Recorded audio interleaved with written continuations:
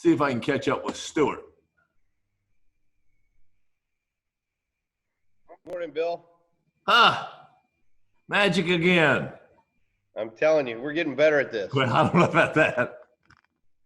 I think we just have, we're becoming more tolerant of our mistakes. Something like that. How are you? I'm good. I'm good. What about you? Pretty good, man. I've been watching you sending out millions of these, thousands of these little ear savers, man. You've been cranking those things out. I've been, as long as my buddy Howard keeps me in plastic, I'll keep cutting them. It's there you go. I got it. He sent me another 10 sheets of the nice thin stuff, and it Cool. You know, I've sent a bunch of them to, you know, Brooklyn and Boston and Pennsylvania and different places, but I'm really sort of trying to make sure that we can get them locally, that the folks here have, you know, just the average person that has to wear a mask. Yeah, no doubt. So what are you working on? Well, it's drawer time. Working on drawers. Yes, sir. You know, and I have a couple of dovetail jigs, and I could just set up and bang these things out, but I want to do it with a ShopBot. Yeah. You know, once you get, I mean, basically it's a very similar thing. It's just you don't have to have the guy holding the router all the time. I'm really glad when I don't have to be that guy. Yeah, yeah. It's a, you know, if you're doing one or two drawers, but it's a little, you know, it's always a little fussy to get it set up and get it just right and get the depth right. And, you know, unless you keep routers with the jig in it, the template, and then you never adjust it. You know which one goes to what jig. Right. Then, you know. And even then, it's still, you're cutting 15 samples to get it, you know. Yeah. If you care about it. I mean, you know, some folks don't care if the fit is good. And plenty of glue and they'll be good. Yeah, I mean, they'll just putty over things. For me, I want it to be right. I want it to be, you know, tight and look good. And so it takes time. And I mean, every time I think about getting a dovetail jig out, I just sigh. It's just, you know, it's like, God, I don't want to do this. You know? Yeah. I love the result, but I just loathe doing it.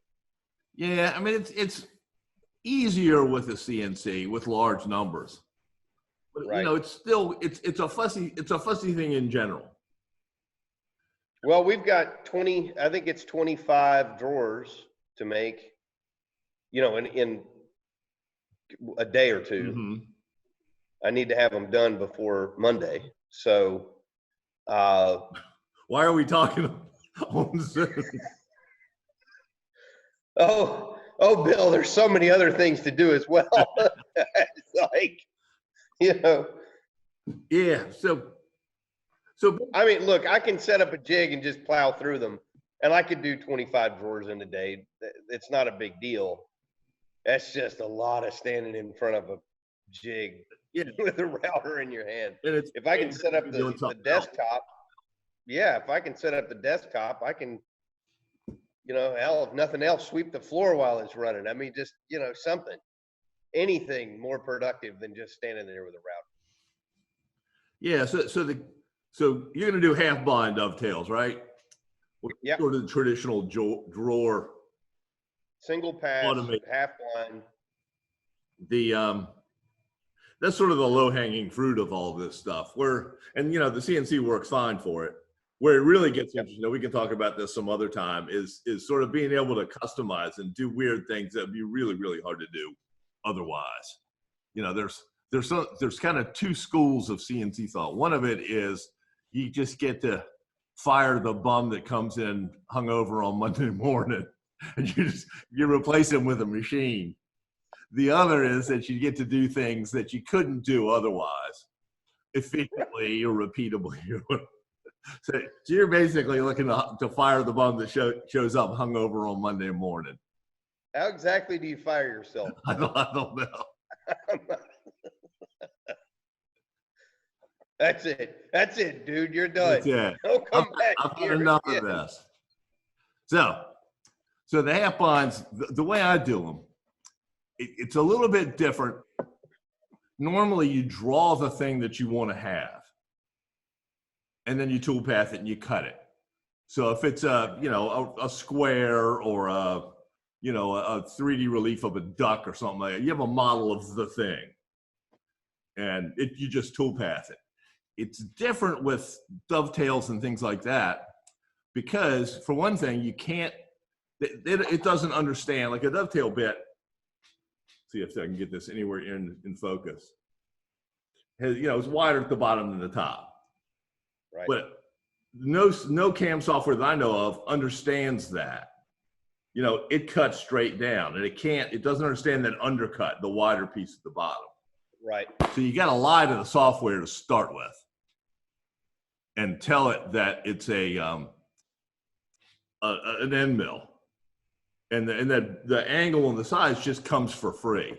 It just comes along for the ride. Right. So let me see if I got it. So it's all about how you enter the material.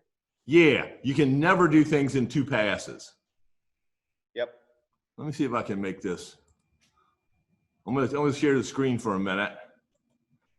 And so anyway, for whoever's watching that doesn't have any idea what a half-blind dovetail, this is it. It doesn't go all the way through. So you see it from one side, but you don't see it from the other. Right. Let's see if I can make this. So this is basically what I did, is I created a dovetail bit, and I called it dovetail bit. It's a 14 degree, which is pretty standard for those things. It's 1/2 inch on the bottom across the widest part. So I just told it was a 1/2 inch end mill. And you want to make sure the pass depth, so you just create a custom tool. Yep. And you want to make sure the pass depth is more than the thickness of the dovetail that you'll ever be cutting, so that it doesn't try to do it ever in 2 passes. It has to cut always at full depth. Right. Or you'll end up with this weird sort of zigzag stair step thing. So, you know, which could be kind of cool. Yeah. Lightning bolt dovetails. For these half blinds, you cut with this 14 degree bit and all that, you're cutting a little bit less than 30 from 0.3 inches, like 0.28 something is the magic number. So as long as your pass depth is more than that. The rest of this stuff is, you know, all the kind of same. You're not doing, with a half blind, you don't do any step, you don't need any step over any of that. So just create a bit. And I put in the notes what it is, so I understand how many degrees it is and how wide it is.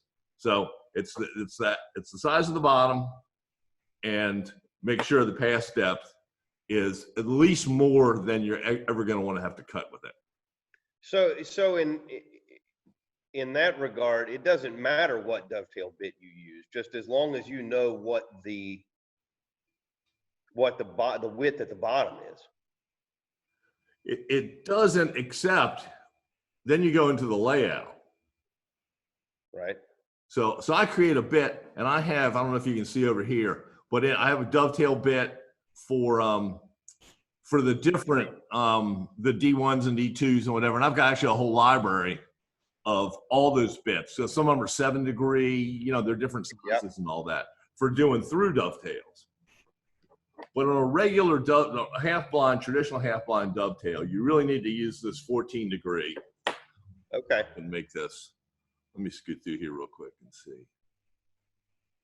So you set up your jig, but you know, this sort of sets up you got to make sure everything's square and parallel and all that kind of perpendicular.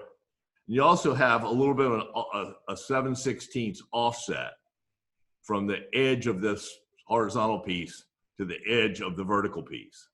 Right. So you're using the speed square just to give you a reference point off the front of that you can measure over for the vertical fence. So I get my 7/16 here, and it also gives me my vertical. Yep. And this is basically how they're cut. It's all a continuous movement.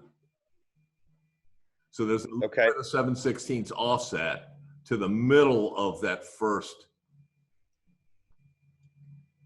And then you do a mirror image version of it on the other side. So you need to know the difference between the 2 fences and the horizontal. Right. And then line up the verticals 7/16 sort of this way on this one. And the 7/16 is just because I'm using this bit. Let me work through here. So you end up with you do double pairs. Then they're done inside out. Right. And you always want to register the same edge off the fence. So when you want to do the other end of these, you have to flip them end for end. The one, I'm looking at the screen, but that's I understand. So you're going to take the one, if I'm looking at this photograph, you're going to take the one at the top right and switch it to the front left, and the one from the top left and switch it to the front right. Right. So you always have the same edge against the fence. You don't want to just slide it sideways. You want to make sure that you flip it so that this edge is the same as the. Right. And you're cutting the slots on a table saw? And I generally cut them afterwards. I cut all the stuff, and that just gives me one other opportunity to not screw up.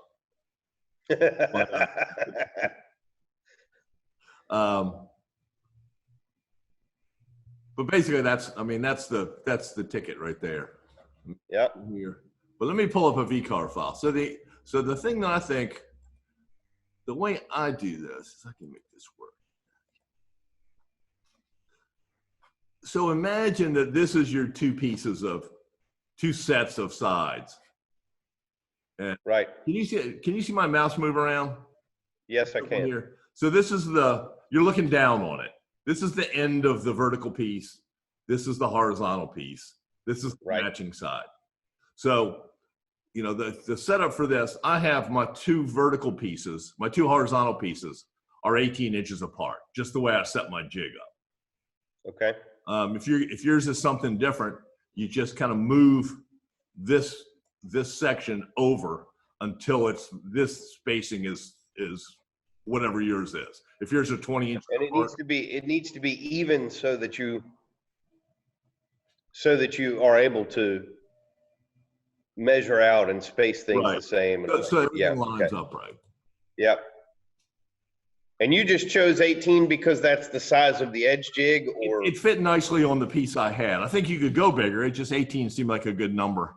But I think you can go whatever works so that you have enough room to get to the edge of each. Well, the reason I asked that question, there's a kind of a standard in chest making where historic blanket chests tended to be 20 inches wide. And so if you wanted to make a set of through dovetails at 20 inches, there's no reason for having to stick to that, but that was a very common side dimension. Well, then you need to go for your horizontal piece. You need to go more than 20 inches, so that you have enough. So there's room. So you can I got you. You lose 7/8 because of that. Sort of the way the half lines are cut.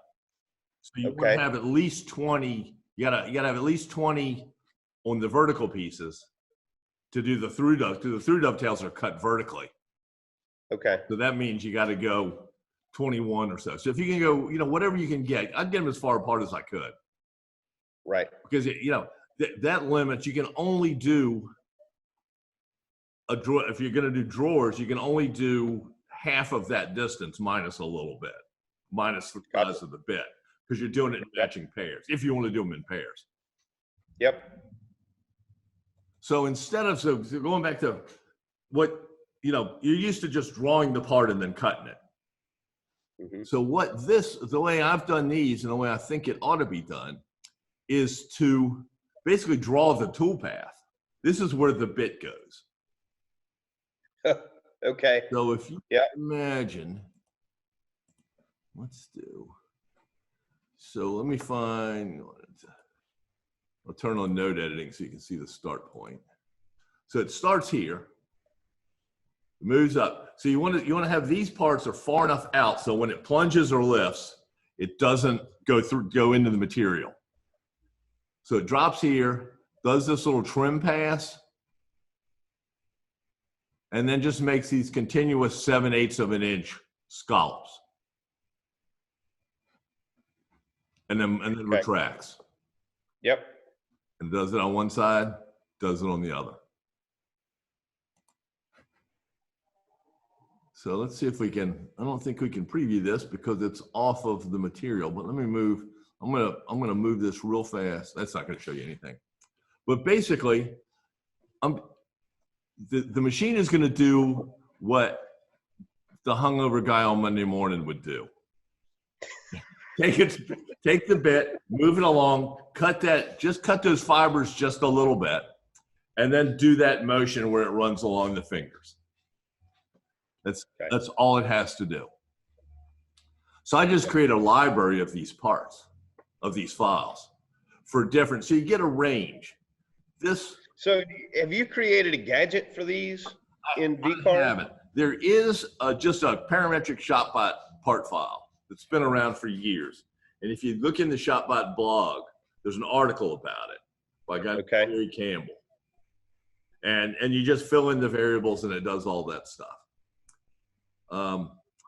What you're showing right now would be a fantastic gadget. I mean, that would be something that I think a lot of folks would use all the time. It's pretty simple because basically it's just, the real work is this thing, this little thing right here. And the reason it works is because this bit is a ½ an inch.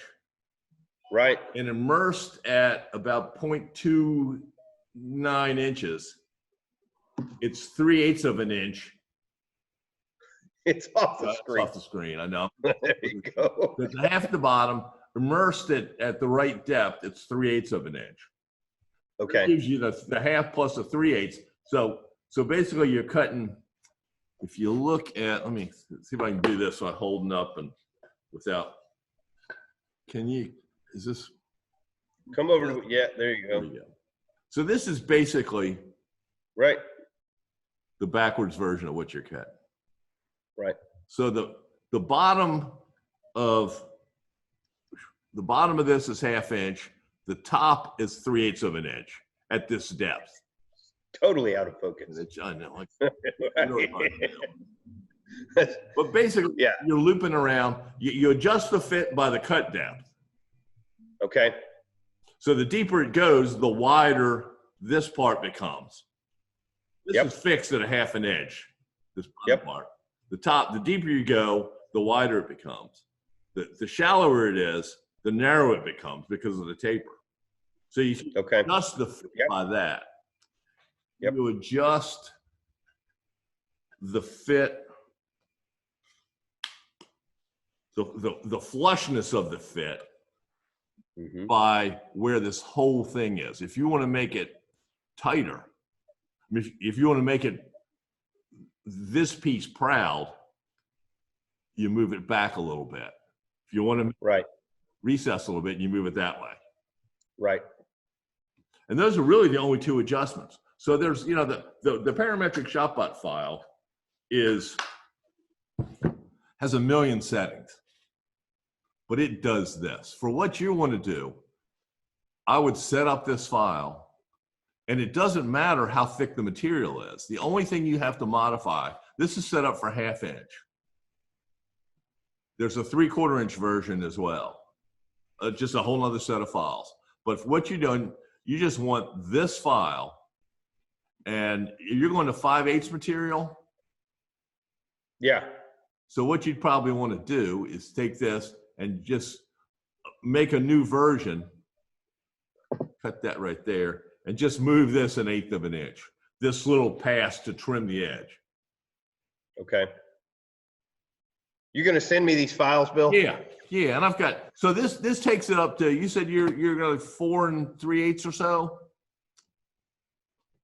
Is the drawer width? Yeah, the height of the sides.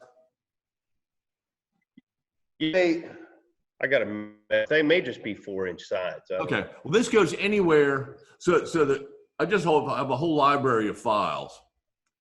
Right. And they're in 7/8 of an inch increment. Okay. So this goes from 3.5 to 4 3/8.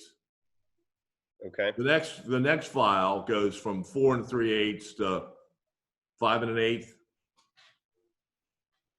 4 3/8 makes me happy.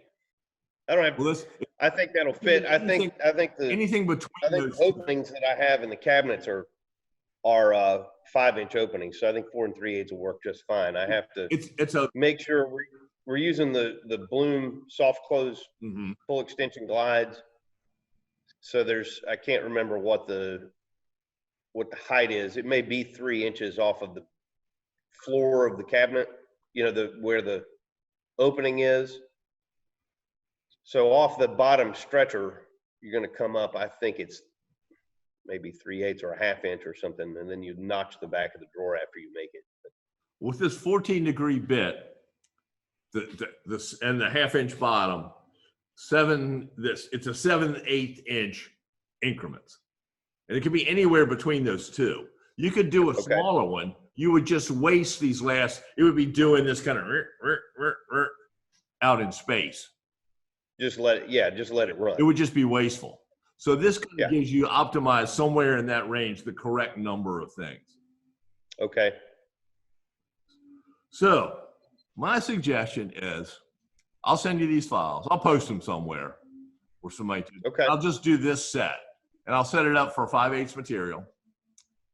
Yep. And then you look at it, figure out what your spacing is and all that. Maybe send me those numbers and then look at it.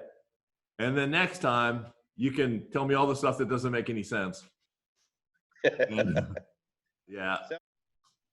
I think that was an indicator that we've come to the Zoom limit. You'll let me know what the distance is on your particular jig between the two. I guess you can't see both my hands, can you? Between the two, I got one way out of here. Whatever that distance is between the two horizontal fences. Well, have fun. Have fun. Take care, bud.